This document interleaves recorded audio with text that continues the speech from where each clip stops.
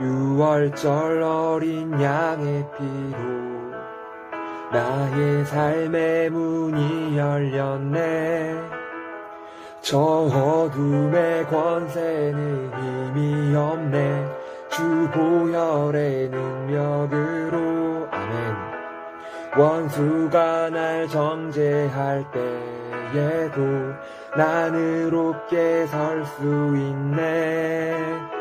난 더 이상 정죄함 없네. 난 주 보혈 아래 있네. 난 주 보혈 아래 있네. 그 피로 내 죄 사했네. 하나님의 긍휼 날 거룩해 하시었네. 난 주 보혈 아래 있네. 나 원수의 어떠한 공격에도 더 이상 넘어지지 않네. 난 주 보혈 아래 있네. 난 주 보혈 아래 있네. 그 피로 내 죄 사했네. 하나님의 긍휼 날 거룩해 하시었네. 난 주 보혈 아래 있네. 나 원수의 어떠한 공격에도 더 이상 넘어지지 않네. 난 주 보혈 아래 있네.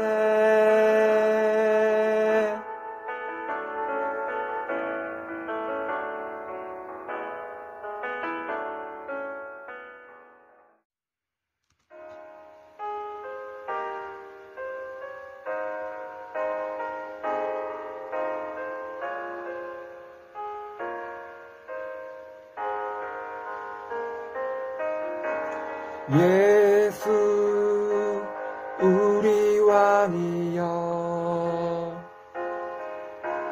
이곳에 오셔서 우리가 왕께 드리는 영광을 받아 주소서.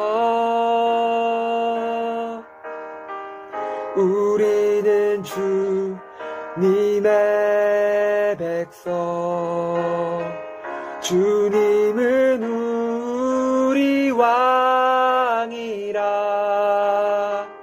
왕이신 예수님 오셔서 좌정하사 다스리소서. 예수 우리 주시여 이곳에 오셔서 우리가 주께 드리는 찬양을 받아 주소서. 우리는 주님의 종들, 주님은 우리 주시라. 주 대신 예수님 오셔서 이 찬양을 받아 주소서.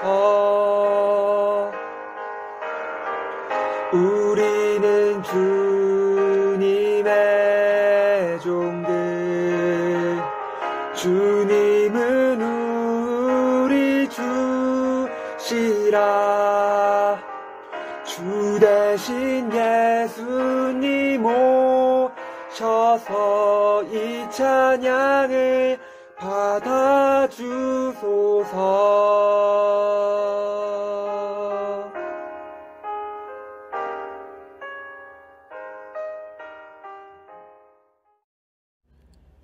사도신경으로 우리의 믿음을 고백하겠습니다. 나는 전능하신 아버지 하나님, 천지의 창조주를 믿습니다. 나는 그의 유일하신 아들 우리 주 예수 그리스도를 믿습니다. 그는 성령으로 잉태되어 동정녀 마리에게서 나시고 본디오 빌라도에게 고난을 받아 십자가에 못 박혀 죽으시고 장사된 지 사흘 만에 죽은 자 가운데서 다시 살아나셨으며 하늘에 오르시어 전능하신 아버지 하나님 우편에 앉아 계시다가 거기로부터 살아있는 자와 죽은 자를 심판하러 오십니다. 나는 성령을 믿으며 거룩한 공교회와 성도의 교제와 죄를 용서받는 것과 몸의 부활과 영생을 믿습니다. 아멘. 살아계신 하나님 아버지, 주일 아침 이곳에 모여 주님을 예배드리게 하심에 감사합니다. 코로나로 함께 모여 예배드리기 어려운 요즘입니다. 먼저 저희의 마음을 지켜주시기를 원합니다. 이 시간 저희의 마음과 시선이 주님 단 한 분께 초점이 맞춰지길 바랍니다. 주님께서는 하늘에서 내려와 인간의 몸으로 십자가에 달려 죽으시고 부활하셨습니다. 그래서 이제는 주를 믿는 자마다 주님의 자녀로 삼아주셨습니다. 주님의 사랑을 기억하며 오늘 예배 시간 주님의 은혜를 구합니다. 주를 아직 알지 못하는 친구들에게는 주님을 만나는 은혜를 주시고, 주님을 만났으나 요새는 주님과 멀어져 있는 친구들에게는 다시 주님과 가까워질 수 있도록 은혜를 더하여 주세요. 그리고 오늘은 1년 중에 마지막 주일입니다. 1년 동안 저희를 중고등부로 맺어주시고 신앙을 갖고 올 수 있도록 인도하셔서 감사합니다. 내년에는 올해보다 신앙적으로 또 인격적으로 더 성장하고 성숙할 수 있도록 은혜 더하여 주세요. 마치는 시간까지 함께 하심을 믿습니다. 예수님의 이름으로 기도드립니다. 아멘. 오늘 우리에게 주시는 하나님의 말씀은 누가복음 2장 8절에서 15절의 말씀입니다. 그 지역의 목자들이 밤에 밖에서 자기 양떼를 지키더니 주의 사자가 곁에 서고 주의 영광이 그들을 두루 비추매 크게 무서워하는지라. 천사가 이르되 무서워하지 말라. 보라, 내가 온 백성에게 미칠 큰 기쁨의 좋은 소식을 너희에게 전하노라. 오늘 다윗의 동네에 너희를 위하여 구주가 나셨으니 곧 그리스도 주시니라. 너희가 가서 강보에 쌓여 구유에 뉘어있는 아기를 보리니 이것이 너희에게 표적이니라 하더니 호련히 수많은 천군이 그 천사와 함께 하느님을 찬송하여 이르되 지극히 높은 곳에서는 하나님께 영광이요 땅에서는 하나님이 기뻐하신 사람들 중에 평화로다 하니라.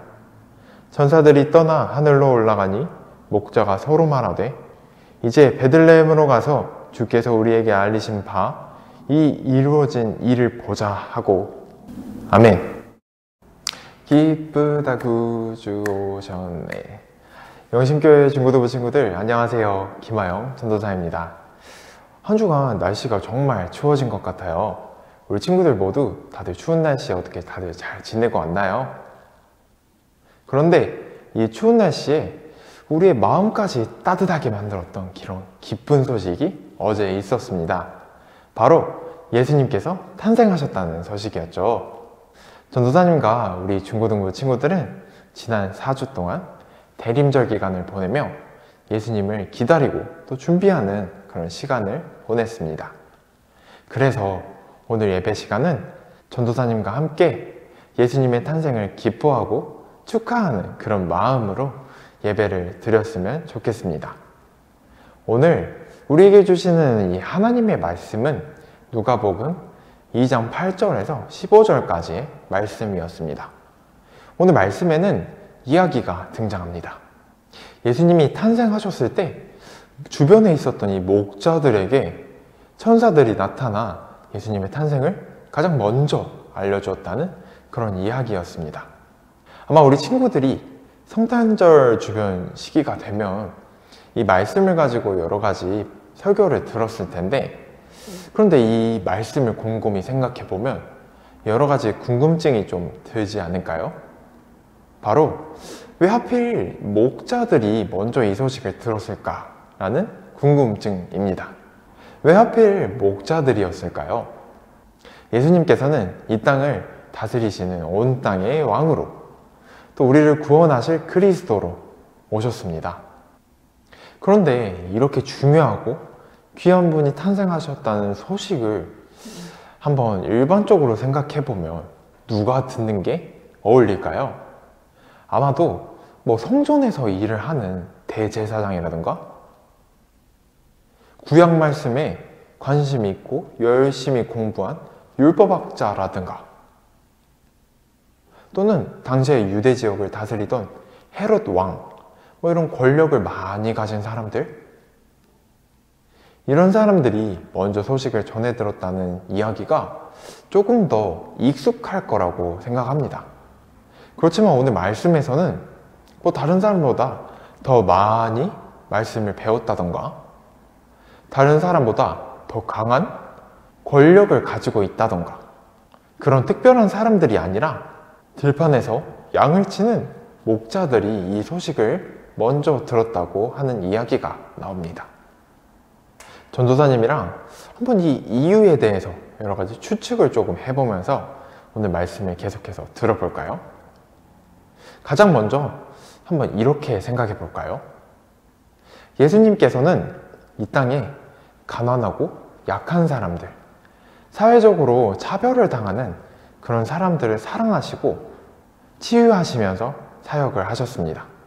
그렇다면 사회적으로 약자고 조금 차별받는 그런 목자들이었기에 이 사람들에게 가장 먼저 예수님의 탄생 소식을 전해드릴 수 있었던 걸까요? 전도사님은 그 이유는 아닐 거라고 생각합니다. 예수님께서는 이 세상에 사는 모든 사람들을 구원하시기 위해 이 땅에 오셨습니다. 특별한 몇 명만 구원하시기 위해서 이 땅에 오신 것은 아닙니다. 그렇다면 과연 어떤 이유였을까요? 우리는 천사들이 이 목자들에게 기쁜 소식을 전해 주었을 때 어떻게 행동했는지를 보면서 그 이유를 알 수 있을 것입니다. 전도사님이 한번 오늘 말씀 15절을 읽어보도록 하겠습니다. 천사들이 목자들에게서 떠나 하늘로 사라지자 목자들이 서로 말했습니다. 베들레헴으로 어서 가서 주께서 우리에게 말려주신 일이 일어났는지 확인합시다. 아멘. 눈앞에 하루아침에 천사가 나타난 것도 놀라운 일인데 다른 사람도 아니라 그리스도 예수님께서 탄생하셨다는 소식을 들었던 이 사람들은 어땠을까요? 당황스럽기도 하고 무섭기도 하고 이게 진짜인가 고민이 되기도 했을 겁니다. 그렇지만 이 목자들은 천사의 말을 듣고 곧장 베들레헴으로 예수님을 만나기 위해서 달려갑니다. 정말 놀랍지 않나요, 여러분? 만약 이 정말 기쁜 소식을 대제사장과 같은 사람들이 들었다면 어떻게 행동을 했을까요? 아마 이들은 하나님의 말씀을 멀리하고 하나님의 말씀을 따라 살지 않았던 그런 사람들이었기 때문에 이 기쁜 소식을 듣고도 이게 진짜야? 의심하며 이게 진짜인지 확인하려고 했을 것입니다. 그렇다면 만약 당시 유대 지역을 다스리는 왕이었던 헤롯 왕이 이 소식을 먼저 들었으면 어떻게 했을까요? 아마 마태복음의 동방박사 이야기처럼 가장 먼저 달려가 군사들을 이끌고 죽이려고 했을 것입니다. 그렇지만 목자들은 대제사장처럼 말씀을 오랫동안 공부했다거나 헤롯 왕처럼 강한 권력을 가지고 있다던가 이런 사람들은 아니었습니다. 그렇지만 이 소식을 듣고 기쁜 마음으로 베들레헴으로 향했습니다. 하나님은 바로 이 목자들을 봤을 때 이 기쁜 소식을 듣고 순수한 이 기쁨이 넘치는 마음으로 베들레헴으로 달려가 예수님의 탄생을 진심으로 기뻐했을 그런 사람들로 하나님께서 보신 것입니다. 어쩌면 목자들이 아닌 헤롯 왕이나 대제사장이나 이런 사람들에게 예수님의 탄생은 그리 자신의 삶들에서 중요한 소식이 아니었을 수도 있습니다. 이들의 삶이 이미 하나님의 말씀에서 멀리 떨어져 있었기 때문에 예수님의 탄생이 그리 기쁜 일이 아니었을 수도 있다는 거죠. 그렇지만 목자들은 그렇지 않았습니다. 이 사람들은 순수하고 오랜 기간 배우진 않았지만 하나님의 말씀을 진심으로 따르면서 사는 사람들이었습니다. 이 목자들은 순수한 마음으로 예수님이 하루빨리 오시길 바라고 또 바랬던 사람들이었습니다. 하나님의 말씀을 따라서 살아가며 예수님이 정말로 삶에서 필요했던 그런 사람들이었습니다. 그렇기에 이 목자들이 천사를 통해 들었던 이 기쁜 소식을 듣고 아무런 의심 없이 기쁜 마음으로 베들레헴으로 달려갈 수 있었던 것입니다. 우리는 매년마다 성탄절을 보내고 예수님의 탄생을 기다리고 예수님의 탄생을 기뻐합니다. 그런데 이 말씀을 전도사님은 볼 때마다 우리에게 이렇게 물어보고 있는 것 같습니다. 올해는 너가 목자처럼 예수님을 기다리며 살았느냐고. 이 목자들처럼 한 해를 하나님의 말씀을 지키고 또 하나님의 말씀을 따르면서 예수님을 진정으로 기다렸냐고 그렇게 물어보고 있는 것입니다. 어제로 우리는 2021년의 성탄절을 지나보냈습니다. 그렇기 때문에 내년에도 우리를 향해 기다리고 있는 2022년의 성탄절을 목자들처럼 살아가며 준비해보는 것 어떨까요? 오늘은 성탄절 첫째 주일이기도 하지만 2021년의 마지막 주일이기도 합니다.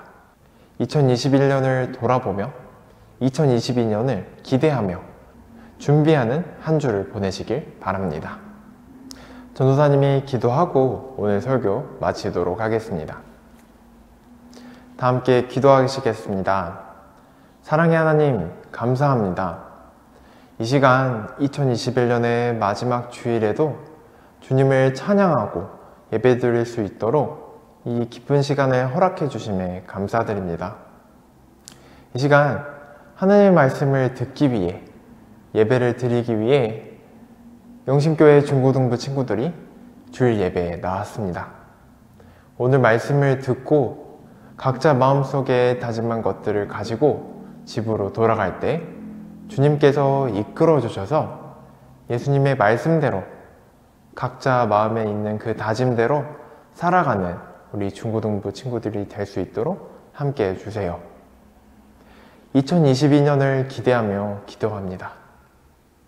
영신교회 중고등부 아이들이 한 해를 하나님의 말씀을 붙들고 살아가며 영적으로도 큰 성장을 이룰 수 있는 한 해가 될 수 있도록 이끌어 주세요. 하나님께서 사랑하시는 우리 아이들이 좋은 땅에 뿌려진 씨앗과 같이 성장하여 하나님 나라의 귀한 일꾼으로 사용되어질 수 있도록 주님께서 도와주세요. 이 모든 말씀 예수님의 이름으로 기도드립니다. 아멘.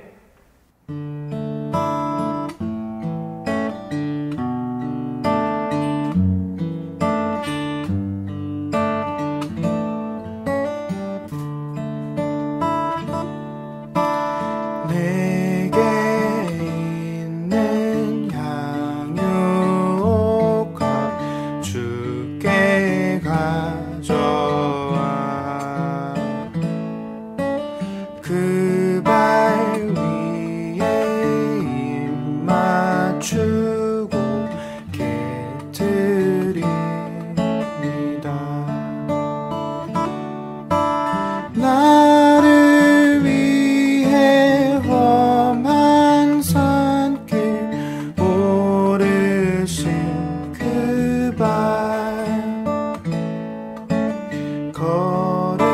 걸음마다 크신 사랑 새겨놓았네.